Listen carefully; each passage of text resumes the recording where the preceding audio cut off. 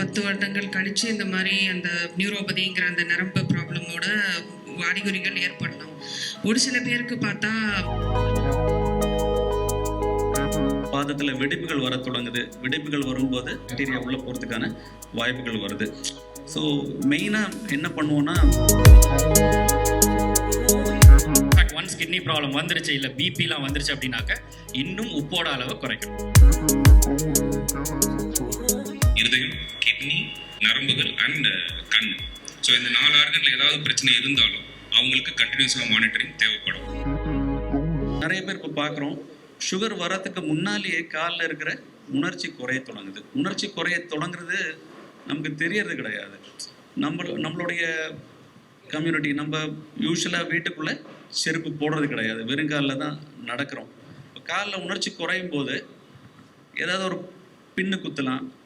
Even சில பேர் இந்த அரிசி குருணையெல்லாம் இருக்கு இல்லையா, அதெல்லாம் குத்தி கூட காலில் காயங்கள் ஏற்பட்டு நிறைய பேரை பார்த்துருக்கோம். ஸோ அந்தளவு உணர்ச்சி குறைஞ்சிடுது. ஏதாவது காயம் ஏற்பட்டது, வலி தெரிஞ்சால் தான் நம்ம அந்த காயத்தை வந்து நம்ம கவனிப்போம். இது வந்து அதான் பெரிஃபரல் நியூரோபதின்னு சொல்கிறோம். ஸோ பெரிஃபரல் நியூரோபதி கரெக்டாக நம்மளால் சொல்ல முடியல. சுகர் வந்ததுன்னா வந்து இவ்வளோ நாள் கழிச்சு பெரிஃபரல் நியூரோபதி வரும், அது மாதிரி சொல்ல முடியல. நிறைய பேருக்கு பார்த்தீங்கன்னா பெரிஃபரல் நியூரோபதி அந்த சுகர் ஸ்டார்ட் பண்ணுறது ஸ்டேஜ்லேயே, இந்த ப்ரீ டயபெட்டிஸ் ஸ்டேஜ்லேயே சில பேருக்கு நாங்கள் பார்க்குறோம் இந்த பெரிஃபரல் நியூரோபதி ஸ்டார்ட் ஆகிடுது. நான் இப்போ நம்மளுடைய நியூராலஜிஸ்ட் கிட்ட இந்த பெரிஃபரல் நியூரோபதி பற்றி கொஞ்சம் பேச சொல்லுங்கள். பெரிஃபரல் நியூரோபதி அதாவது நரம்புகளில் ஏற்படுற பாதிப்பு வந்து நம்ம சுகர் இருக்கிறவங்கள ரொம்ப காமனாக பார்க்கறது. ஸோ இதில் பார்த்தா சில பேருக்கு சுகர் வந்து ஒரு 10 வருடங்கள் கழித்து இந்த மாதிரி அந்த நியூரோபதிங்கிற அந்த நரம்பு ப்ராப்ளமோட அறிகுறிகள் ஏற்படலாம். ஒரு சில பேருக்கு பார்த்தா இந்த மாதிரி அறிகுறிகள் வந்த பிறகு தான் வந்து சுகர் இருக்கிறதே வந்து நம்ம டெஸ்ட் எடுத்து கண்டுபிடிப்போம். ஸோ சில பேருக்கு வந்து அது ஒரு ஸ்டார்டிங் சிம்டமாகவே வரதுக்கான வாய்ப்பு உண்டு. அதாவது வேறு எதுவும் சிம்டம்ஸ் இல்லாமல் வெறும் கால் பாதத்தில் உணர்வு தெரியாமல் மரத்து போகிறது, இல்லை காலில் வந்து ஒரு எரிச்சல், இல்லை ஒரு அனலாக இருக்கிறது, ஒரு வலி ஏற்படுறது. ஸோ இந்த மாதிரியெல்லாம் இருக்கும்போது சுகர் டெஸ்ட் எடுத்து பார்த்து அது ஒரு சுகர் இருக்கிற மாதிரி, இல்லை ஒரு சுகரோட ஒரு ஸ்டார்டிங் ஸ்டேஜ், அதாவது ஒரு ப்ரீ டயபெட்டிஸ் மாதிரி இருக்கிற மாதிரி டெஸ்ட்டுகள் எடுத்து கண்டுபிடிக்கிறோம் அந்த மாதிரி. ஸோ 2 விதமாகவுமே வரலாம் சுகர்னால வர அந்த நியூரோபதிங்கிறது. சுகரோட ஆரம்ப கட்டத்திலேயே சில பேருக்கு தெரிய வந்து இதனால் சுகர் கண்டுபிடிக்கிறோம். அப்படி இல்லாமல் சுகர் வந்து ஒரு சில வருடங்கள் கழித்து கூட இந்த மாதிரி வரும். காமனாக வந்து நம்ம பார்க்குறது ஒரு 10 இயர்ஸ், ஒரு மீடியன் சுகர் வந்து ஒரு 10 வருஷத்தில் இந்த மாதிரி அந்த வெளியே தெரிகிற மாதிரி அந்த சிம்டம்ஸ் வருது. பட் அதுக்கு முன்னாடியுமே வந்து கொஞ்சம் கண்ணுக்கு தெரியாமல் சார் சொன்ன மாதிரி கொஞ்சம் காலில் சின்ன சின்ன நரம்புகளில் பாதிப்பு ஏற்பட்டு, இந்த மாதிரி ஒரு காலில் ஒரு அடிபடும் போதோ ஏதாவது ஒரு சின்ன பொருள் ஏதாவது காலில் குத்தி, அது சம்டைம்ஸ் வந்து சின்ன அடிபடும் போது நோட்டீஸ் பண்ணாமல் போய் அது கொஞ்சம் பெருசாகி இன்ஃபெக்ட் ஆகி வேறு சில தொந்தரவுகள் பெருசாக ஆனப்புறமா நோட்டீஸ் பண்ணுற அளவுக்கும் சில டைம் அந்த மாதிரி இழுத்து கொண்டு போய் விடும். ஸோ இதை ஏன் வருது அப்படின்னு பார்த்தோம்னா, கார்டியாலஜி சார் சொன்ன மாதிரி காலுக்கு போகிற நரம்புகளுக்கு சுகர் இருக்கும்போது கொஞ்சம் ரத்த ஓட்டம் குறைபாடு ஏற்படலாம். ஸோ அதனால் காலில் நரம்புகளுக்கு ரத்த ஓட்டம் கம்மியாக போய் நரம்போட ஆக்ஷன் கம்மியாகலாம். 2வது, சுகர்னால் நார்மலாக நரம்புக்கு கிடைக்க வேண்டிய சில ஊட்டச்சத்துக்கள், ஒரு சில விட்டமின்ஸ், மினரல்ஸ் எல்லாம் கொஞ்சம் கம்மி ஆகிறதுனால நரம்போட ஆக்ஷன் சரியாக போகாமல் போயும் இந்த மாதிரி ஆகலாம். ஸோ இந்த மாதிரி இருக்கும்போது ஒன்று உணர்வுகள் கூட நரம்பு பாதிப்பு ஆகிறதுனால கால் மரத்து போகலாம், காலில் எரிச்சல் ஏற்படலாம், காலில் குத்தல் ஏற்படலாம், காலில் வலி ஏற்படலாம். 2வது, காலுக்கு ஆக்ஷனுக்கு உண்டான நரம்புகள் வீக் ஆகிறதுனால நடக்கிறதுல கொஞ்சம் கஷ்டம் ஏற்படலாம். கால் செருப்பு கரெக்டாக போட்டு கிரிப் பண்ணுறதுல கஷ்டம் ஏற்படலாம். நடக்கும்போது இப்போ நரம்புன்னு சொல்கிறோம் இல்லையா, இப்போ நிறைய பேர் நம்ம கொலோக்கியல் டேர்ம்ஸில் பார்த்தீங்கன்னா நரம்புன்றது வந்து நர்வ்ஸையும் குறிக்குது. தமிழில் நம்ம பேசும்போது ரத்த நாளங்களையும் நிறைய பேர் வந்து நரம்பு பாதிப்புன்னு சொல்லுவாங்க. நம்ம இப்போ பேசுறது வந்து நரம்புகள் பற்றி. ஸோ அதில் அந்த காலுக்குரிய ஆக்ஷனுக்கு உண்டான அந்த நரம்பு சுகர்னால அஃபெக்ட் ஆகிறதுனால கால் செருப்பு சரியாக பிடிக்க முடியாமல் செருப்பு தானாக கால்லேருந்து கழண்டு போகலாம். நடக்கும்போது கால் விரல் தடுக்கி கீழே விழுற மாதிரி ஆகலாம். இந்த மாதிரி சில சிம்டம்ஸ் எல்லாம் வரலாம். அதே மாதிரி கால் பாதத்தை தவிர மேல் பகுதிகள், அதாவது தொடை மற்றும் பின்னாடி உட்கார்ற பகுதிகள்லையும் சில டைம் வந்து சுகர் இருக்கிறவங்களுக்கு வீக்னஸ் ஏற்படலாம். அதே மாதிரி வேற ஒரு ஆட்டோனாமிக் நியூரோபதி அப்படின்னு ஒன்று இருக்குது. அது ரொம்ப சின்ன நரம்புகளில் சுகர்னால பாதிப்பு ஏற்படும் போது வேறு சில தொந்தரவுகள் காட்டலாம். அதாவது ஒரு உட்கார்ந்து எழுந்திருக்கிறோம் இல்லை படுத்து எழுந்திருக்கும் போது கொஞ்சம் மயக்கம் மாதிரி வர்றது, அதாவது ப்ரெஷர் சரியாக மெயின்டைன் ஆகாமல் மயக்கம் மாதிரி வர்றது, இல்லை சாப்பிடும்போது சரியாக செரிமானம் ஆகாமல் இருக்கிறது, அதாவது சரியாக டைஜஸ்ட் ஆக கொஞ்சம் டைம் ஆகுறது, இல்லை வாமிட்டிங் வர்றது, அதே மாதிரி அதிக அளவில் வேர்க்கிறது இல்லை வேர்வையே இல்லாமல் போகிறது.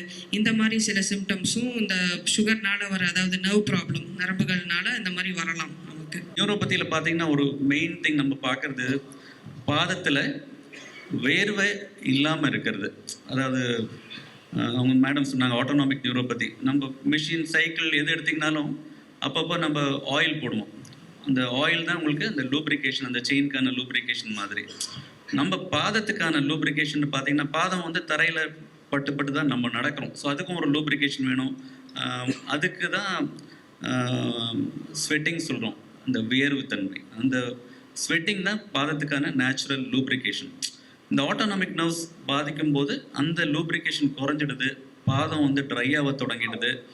பாதம் ட்ரை ஆகிட்டு அப்புறம் அந்த பாதத்தில் வெடிப்புகள் வர தொடங்குது. வெடிப்புகள் வரும்போது காயங்கள் ஏற்படுறதுக்கான வாய்ப்புகள், பாக்டீரியா உள்ளே போகிறதுக்கான வாய்ப்புகள் வருது. ஸோ மெயினாக என்ன பண்ணுவோன்னா, என்ன அட்வைஸ் கொடுப்போன்னா, அந்த காலத்தில் பார்த்தீங்கன்னா டெய்லி நைட் படுக்கும்போது காலில் தேங்காய் ஏதாவது தடவிட்டு படுங்கன்னு சொல்லுவாங்க. இப்போது இந்த சுகர் இருக்கிறவங்களுக்கு ஒரு பிரச்சனை என்னென்னா, தேங்காய் எண்ணெய் இது மாதிரி மினரல் ஆயில்ஸ், இந்த வெஜிடபிள் ஆயில்ஸ் போடுறதுல ஒரு பிரச்சனை என்னென்னா, அது வந்து எறும்புகள் எல்லாம் இருக்கும். ஸோ நிறைய பேர் அந்த தேங்காய் எண்ணெய் தடவுனவங்கலாம் பார்த்தீங்கன்னா சில பேருக்கெல்லாம் காலையில் பாதத்திலேயே எறும்பு ஊறுறதெல்லாம் பார்த்துருக்கோம். அதனால் வரக்கூடிய காயங்கள் பார்க்குறோம். ஸோ அதனால் என்ன அட்வைஸ் பண்ணுறோன்னா, நிறைய மாய்ஸ்சரைசிங் க்ரீம்ஸ் அவைலபிளாக இருக்குது. மாய்ஸ்சரைசிங் க்ரீம்ஸ் இல்லைன்னா அந்த வேசலின்னு கிடைக்குது, வேசலின். அது அப்படி இல்லைன்னா லிக்விட் பாரஃபின் சொல்லிட்டு ஒரு எண்ணெய் கிடைக்குது. மோஸ்ட் ஆஃப் த மெடிக்கல் ஷாப்ஸில் அவைலபிள். ரொம்ப எக்ஸ்பென்சிவும் கிடையாது. ஸோ டெய்லி குளித்த உடனேயே பாதத்தை நல்லா உலர்த்திட்டு நல்லா தொடச்சிட்டு, ஸ்பெஷலாக விரல்கள் நடுவில் இருக்கிற அந்த இடுக்குகளை நல்லா ட்ரை பண்ணணும். ட்ரை பண்ணிவிட்டு அப்புறம் பாதத்தினுடைய அடிப்பாகத்துலேயும் மேல் பாகத்துலேயும் அந்த என்ன மாய்ஸ்சரைசிங் க்ரீம் நீங்கள் வச்சுருக்கீங்களோ அதை அப்ளை பண்ணணும். அதையும் அட்லீஸ்ட் 2 முறையாவது பண்ணணும், காலையில் ஈவினிங். அப்படி பண்ணும்போது பாதத்துக்கான அந்த மாய்ஸ்சரைசிங் எஃபெக்ட் வந்துடுது, அதுக்கான லூப்ரிகேஷன் வந்துடுது, அந்த தோல் வெடிப்பு வராமல் இருக்கும். ஏன் விரல்களுக்கு நடுவில் மாய்ஸ்சரைசிங் க்ரீம் போட வேணும்னு சொல்கிறோன்னா, மோஸ்ட் ஆஃப் த டைம் அந்த இடத்துல ட்ரை ஆகிறது கிடையாது.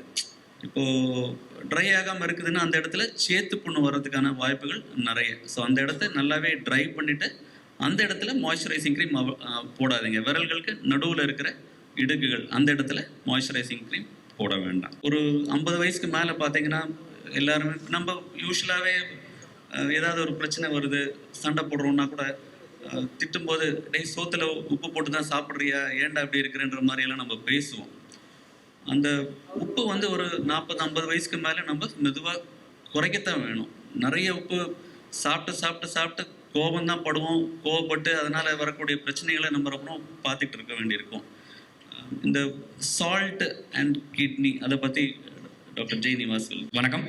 ஃபர்ஸ்ட் திங்ஸ் ஃபர்ஸ்ட், இந்த கொஸ்டினுக்கு ஆன்சர் பண்ணுறதுக்கு முன்னாடி I think we are all ஒரு பிஸி வேர்ல்டில் இருக்கோம். எல்லாரும் நம்ம ஆக்டிவிட்டீஸை மட்டும் பார்த்துக்கிட்டு நம்ம வேலையை மட்டும் பார்த்துக்கிறதுக்கு தான் டைம் அடிக்விட்டாக இருக்குது. இப்போ எங்களோட பெர்ஸ்பெக்டிவ்லேருந்து எடுத்திங்கன்னா, நீங்கள் எங்ககிட்ட வரீங்க, உங்களுக்கு என்ன பிரச்சனைன்னு கேட்க முடியுது, அதை டயக்னோஸ் பண்ணுறது, அப்புறம் ஏதாவது பிரச்சனை இருந்தால் அதை ட்ரீட் பண்ணுறது. இதில் தான் எங்களுடைய மெஜாரிட்டி ஆஃப் த டைம். ஒரு நாளைக்கு காலைல 9 மணிக்கு ஹாஸ்பிட்டலுக்குள்ளே போனோன்னா சாயங்காலம் 5 மணி வரை இந்த வேலைகளை தான் எங்களால் ப்ரிடாமினெண்ட்டாக செய்ய முடியுது. ஆனால் அன்ஃபார்ச்சுனேட்லி ஒரு முக்கியமான காம்பனண்ட்டை எங்களால் அந்த இடத்துல அட்ரஸ் பண்ணுறது கொஞ்சம் லிமிட்டடாக தான் பண்ண முடியுது. அதாவது வரக்கு முன்னாடியே தடுக்கிறது, ப்ரிவென்ஷன் அப்படிங்கிற கான்செப்டை அந்த அளவுக்கு பண்ண முடியல. Because the world is getting busy and busy. In fact சார்லாம் எந்த அளவுக்கு பிஸினா, இப்போ ஹாலிடேஸ்லாம் சர்ஜரி பண்ணுறாரு, நியூ இயர் அன்றைக்கி ஆப்ரேஷன் தியேட்டரில் இருந்தார், சண்டேஸ்லாம் சர்ஜரி பண்ணுறாரு. அந்த அளவுக்கு it has got busy and busy. But அந்த பிஸி ஸ்கெடியூல்லையும் ஒரு முக்கியமான ஆமை கான்சன்ட்ரேட் பண்ணுறதுக்காக அவேர்னஸ் அப்படிங்கிற ப்ரோக்ராமை மட்டும், which is entirely the most important tool for preventing this long term diseases. இந்த நாள்பட நோய்கள், சுகர் ஆகட்டும் சரி, சுகர்னால் வரக்கூடிய ஹார்ட் ப்ராப்ளம், கிட்னி ப்ராப்ளம், எல்லாத்தையும் தடுக்கிறதுக்கு டயக்னோசிஸ் ட்ரீட்மெண்ட் அப்படிங்கிறத விட ஒரு ஸ்டெப் முன்னாடி ப்ரிவென்ஷன் அப்படிங்கிறது தான் தி மோஸ்ட் இம்பார்ட்டன்ட் ஸ்டெப். அதுக்கு முக்கியமான கருவி increasing the awareness of the public. So அந்த ஸ்டெப்பை எடுத்துக்கு and to initiate this program to RK sir and Vigadan team, hats off to you. It's a fantastic thing. I'm traveling with sir for past 10 years. This is the first one. Hope we'll do more and more, sir. So second thing, I think I'll come to the question that you asked. Salt and kidney. I think it's a very, very common thing. Almost in the public forum போனாலும் சரி இது வந்து ரொம்ப ரொம்ப இம்பார்ட்டண்டான விஷயம். ஒரு ஒரு ஒரு அனெக்டோட் சொல்லி உங்களுக்கு ஆரம்பிக்கிறேன். இப்போ நார்மலாக இப்போ நம்மளுடைய பிபி எவ்வளோ அப்படின்னு கேட்டாங்கன்னா யூஸ்வலாக நம்ம பாப்புலேஷன் வெஸ்டர்ன் பாப்புலேஷன் அதெல்லாம் என்ன சொல்கிறோம் அப்படின்னாக்கா ஒரு 120 to 180, அதாவது 120/80 இதை தான் வந்து நார்மல் பிளட் ப்ரெஷர் அப்படின்னு சொல்கிறோம். இப்போ அது க்ரைட்டீரியா மாறிட்டே இருக்குது. 130/80 இருந்தால் கூட நார்மல்ன்றாங்க, அந்த மாதிரி பண்ணுறாங்க.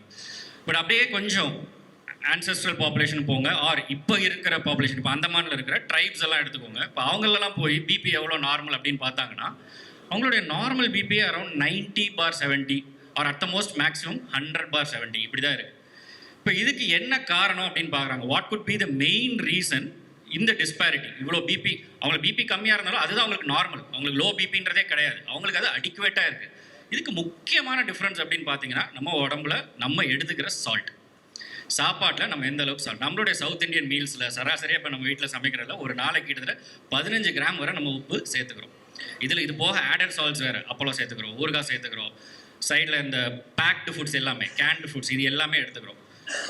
இன்றைக்கி ஒரு பாயிண்ட் உங்ககிட்ட நான் தெளிவாக சொல்லணும்னா, நம்ம உடம்புல பிளட் ப்ரெஷர் எவ்வளோ இருக்குது அப்படின்றத டிட்டர்மின் பண்ணுறதுக்கு சிங்கிள் ஃபேக்டர் சால்ட் தான்.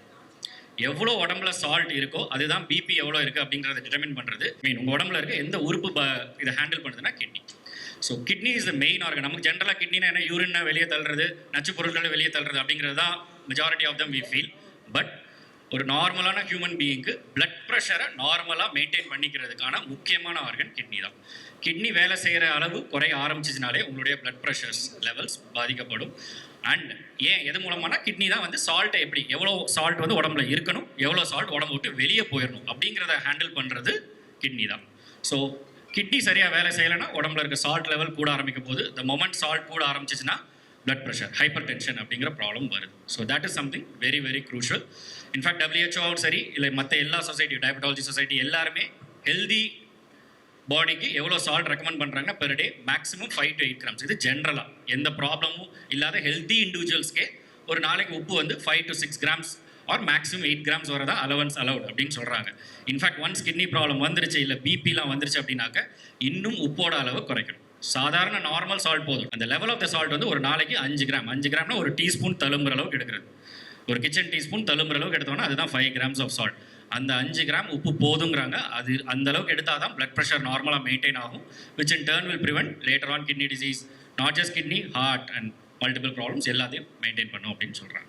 இப்போ எல்லோரும் சுகர் செக் பண்ணுறோம், ஃபாஸ்டிங். ஃபஸ்ட்டு ஒரு 15-20 இயர்ஸ்க்கு முன்னால் பார்த்தோம்னா சுகர் செக் பண்ணுறதுக்கு யூரின் செக் பண்ணிகிட்டு இருந்தோம். யூரின் பார்த்துட்டு அந்த கலர் என்ன கலர் வருதோ அதுக்கேற்ற மாதிரி தான் நம்ம ட்ரீட் பண்ணிகிட்டு இருந்தோம். அப்புறம் போக போக பார்த்தோம்னா இந்த லேபில் போயிட்டு ஃபாஸ்டிங் போஸ்ட் பிராண்டியல் பார்க்க தொடங்கணும். வெறும் வயிற்றில் பார்க்குறது, 2 மணி நேரம் கழிச்சு பார்க்குறது. இப்போது வந்து நெக்ஸ்ட் ஸ்டேஜ் அந்த 3 மாதம் ஆவரேஜ், அதை பேஸ் பண்ணி தான் நம்ம ட்ரீட்மெண்ட்டை ப்ரொசீட் பண்ணுறோம், HbA1cன்னு சொல்லிட்டு. டாக்டர் ராஜேஷ், உங்களோட தாட்ஸ் என்ன? அதாவது வெறும் HbA1c மாத்திரம் போகிறோமா நம்ம ட்ரீட்மெண்ட் பேஸ் பண்ணுறதுக்கு, இல்லை you need to look at fasting post prandial, urine test தேவையா, எதுக்கு எல்லா டெஸ்ட்டும் தேவை நமக்கு? Sir thank you sir. இந்த மாதிரி ஒரு முக்கியமான ஒரு மீட்டிங் ஆர்கனைஸ் பண்ணுறதுக்கு உங்களுக்கும் அன்புடனுக்கும் ரொம்ப நன்றி. சுகரை பொறுத்த வரைக்கும், நீரிழிவு நோயை பொறுத்த வரைக்கும் சர்க்கரைன்றது கண்டினியூஸாக மானிட்டர் பண்ண வேண்டிய ஒரு விஷயந்தான். ஆனால் எந்த நேரத்தில் யாருக்கு என்ன பிரச்சனை இருக்குன்றதை பொறுத்து எவ்வளோ ஃப்ரீக்வெண்ட்டாக மானிட்டர் பண்ணணும், இல்லை பொறுமையாக மானிட்டர் பண்ணலாமான்றது ரொம்ப முக்கியமான ஒரு கேள்வி. சார் கேட்குறது வந்து அவரோட பார்வையில் ஒரு பேஷண்ட்டுக்கு ஒரு புண்ணும் இதை வேறு ஏதாவது பிரச்சனையும் இருக்குது, அவங்களுக்கு சர்க்கரையும் இருக்குது அப்படின்னா அவங்களுக்கு சுகர் அதிகமாக இருக்குன்ற பட்சத்தில் என்னை பொறுத்த வரைக்கும் சுகர் வந்து கண்டினியூஸாக மானிட்டர் பண்ண வேண்டிய அவசியம் இருக்குது. அந்த புண்ணு சரியாகிற வரைக்கும், அந்த பிரச்சனை சரியாகிற வரைக்கும் கண்டினியூஸாக சர்க்கரையினால் அந்த புண்ணும் ஏதோ ஒரு உடம்புல இருக்க பாதிப்போ அஃபெக்ட் ஆகிடக்கூடாது, அது ஹீல் ஆகிறதுக்கான டைமை இது அதிகப்படுத்திடக்கூடாதுன்றது ரொம்ப முக்கியமான விஷயம். சர்க்கரைன்றது அவர் சொன்ன மாதிரி ஃபாஸ்டிங் போஸ்ட் பிராண்டியல் முக்கியம் தான்.